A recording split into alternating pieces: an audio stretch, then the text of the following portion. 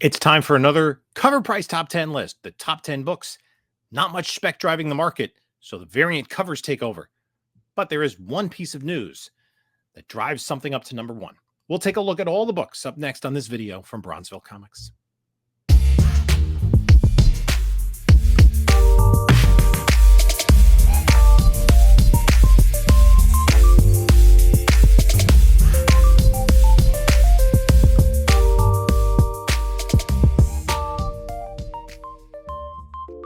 Hello, panelologists. This is Jim from Bronzeville Comics coming to you with another video. And before we get started, like, comment, subscribe. Check out the description of this video for links to my Instagram and whatnot, and eBay store and email. Let's get on with the show. We're going to talk about the Cover Price Top 10 for the week of September 2nd, 2024. And Cover Price is a comic book pricing service. I pay for the service. They do not pay me. And they're the only service that provides up-to-date grades or prices on both raw books as well as graded books. And they also have other things that they do, like this weekly list and some other features. So it's kind of a fun place to check out. So let's dive into the list, starting at number 10.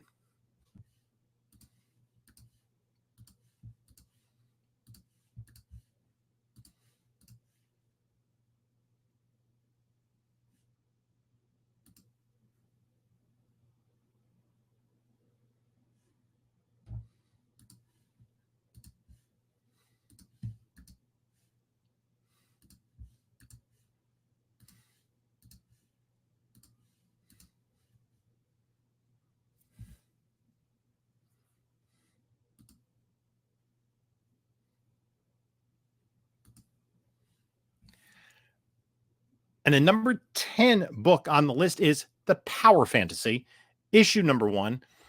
This is cover A, and it is going for about, $15 raw? It came out 4 weeks ago. There is a sale of a 9.8 for $50, but why is this hitting the list? This book has been steadily making waves in the aftermarket. 1 week it will spike into the top 10, and other weeks it drops into the runners-up. However, since its debut, it has maintained its position as a top-selling book in the aftermarket. The story and artwork have received positive praise all around. When the book hit the aftermarket, the price soared. Now that prices seem to be cooling off a bit, books are moving faster for those who missed out on this first issue.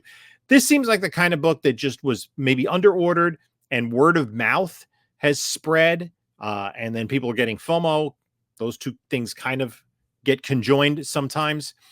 And folks are seeking it out to read. There's really no speculative value to it. So it may be an interesting book. And if you see it, you can pick it up if you're interested in the story. I would imagine there's a good chance at a second print.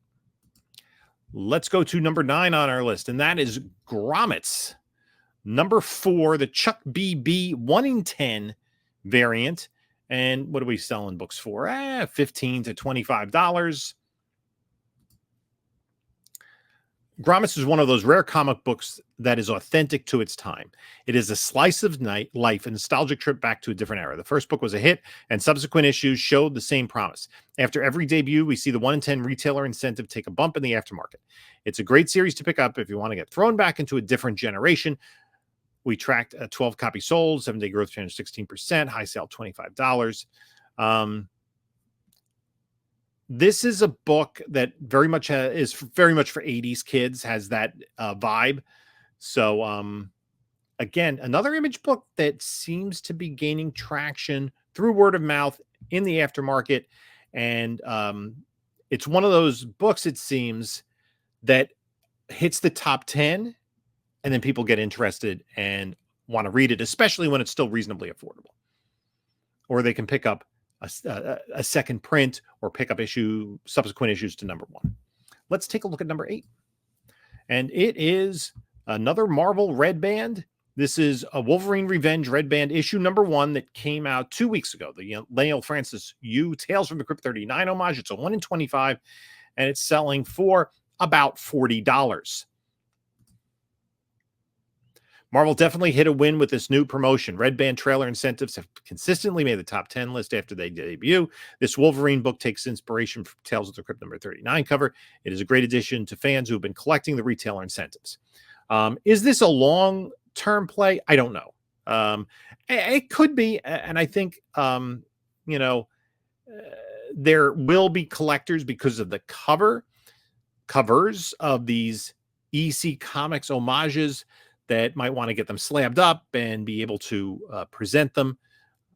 We'll see. I mean, I don't think the storyline necessarily is a place to go in terms of speculative value, but it's a series. Again, these first 3 books are series that people are getting interested in, reading, or at least collecting.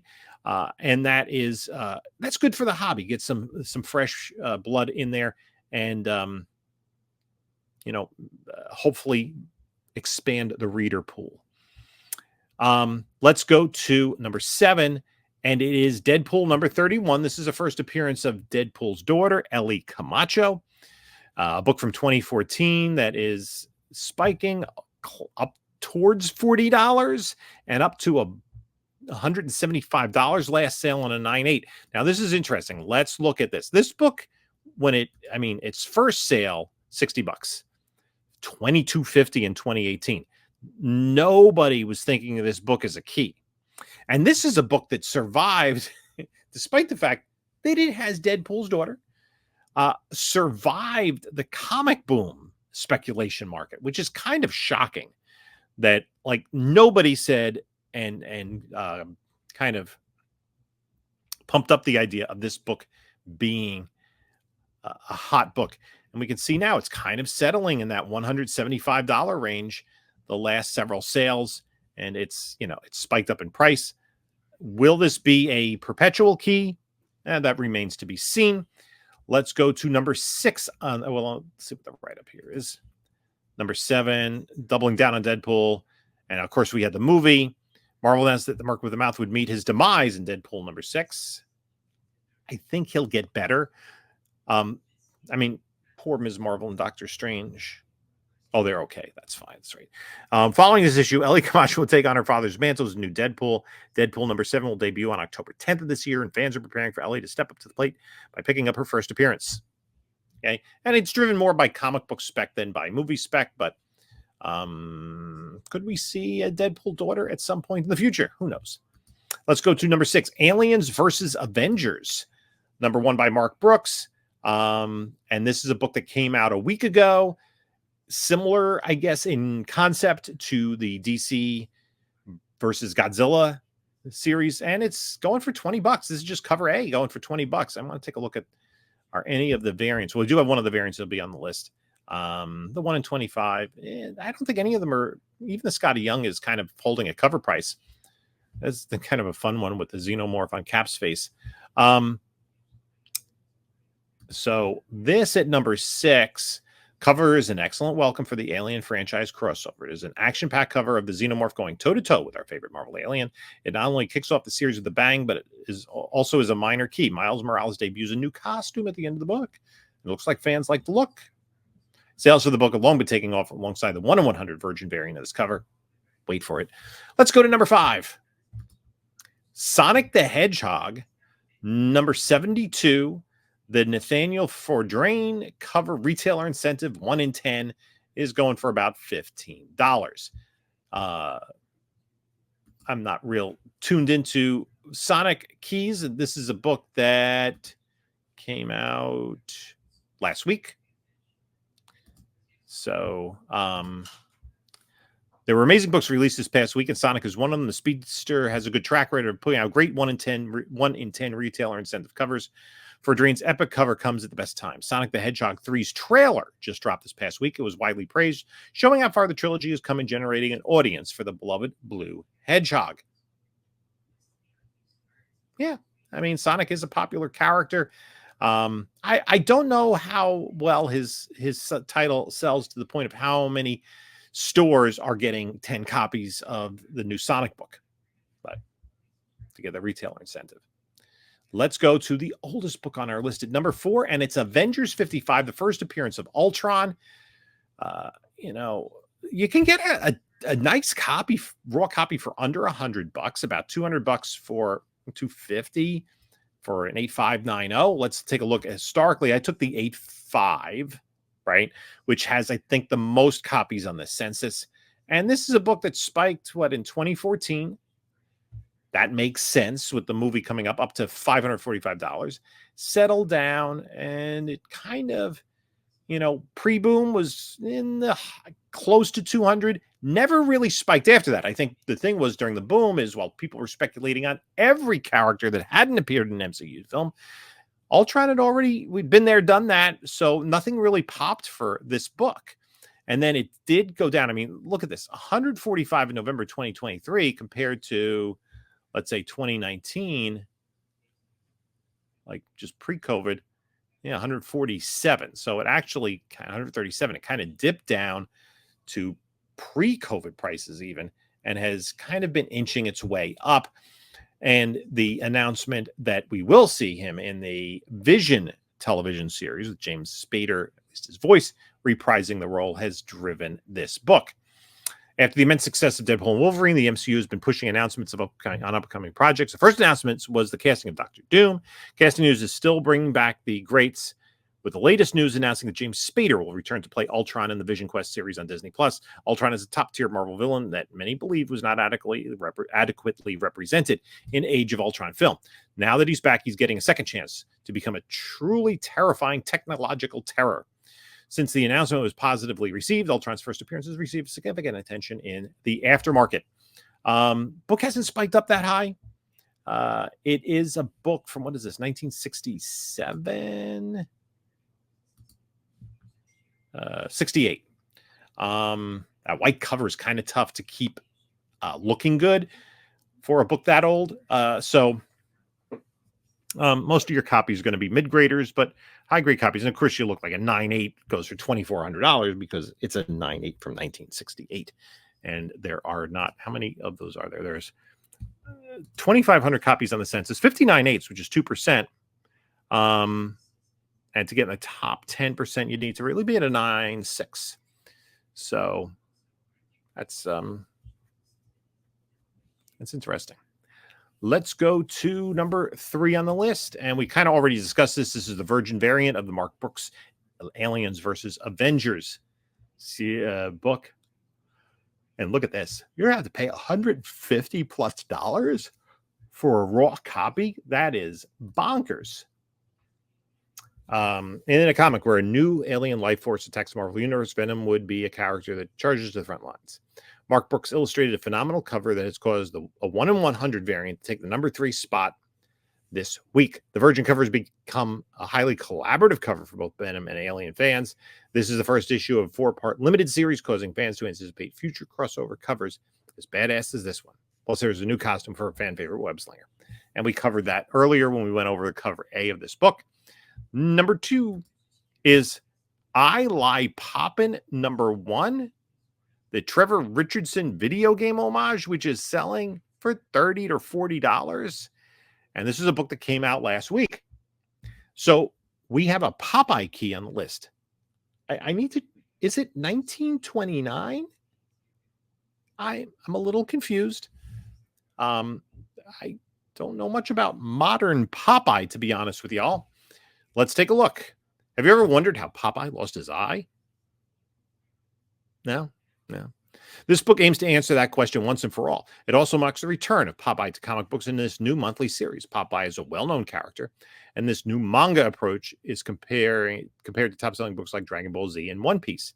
The appeal of this character and the homage cover to the retro game Punch-Out make this a top grab of the week. The book has already received tons of great reviews for its story and artwork. Okay, it might be something interesting to check out. I mean, I grew up on Popeye, and I remember my mom saying when I was really little, I would be upset if I didn't wake up from my nap in time to see the Popeye cartoons on TV.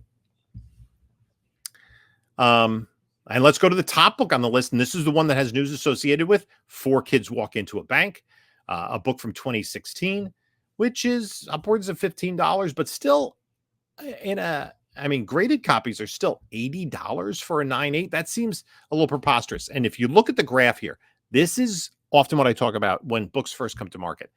The first sale of a 9.8 was $350, like quadruple what it's worth now. And then all of a sudden, that's, let's see, in March of 2016, and this is 2016, this is pre-boom. By May or by September, it's down to 1950. So let's look at I know there was news. I'm not sure of all the details off the top of my head. This 5-issue indie miniseries was likely overlooked during its release. However, the book was very positively reviewed. In 2020, the book was picked up by Picture Start, aiming to make it a full feature film. The story premise is intriguing. It focuses on career criminal Danny being pulled back into one more bank robbery by his former colleagues. His teenage daughter overhears this conversation and decides to recruit her own 3 friends to rob the bank the day before so her father doesn't have to resume his life of crime. What took this book to the top spot this week is the recent announcement that action star Liam Neeson is in talks of starring in the film. Neeson's stardom has propelled this book back into the spotlight. Just one thing I'm interested if they have. We did have some casting. And I'm not entirely aware of if they have it walk. There we go. 4 kids walk into a bank. Do they? Oh my goodness. 4 kids. What's going on? 4 kids walk into a bank. Oh. No, we haven't seen 4 kids walk into a bank cast.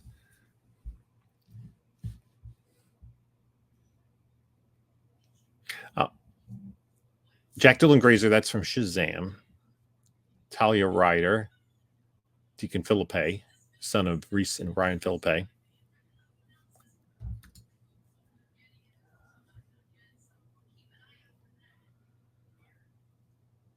So,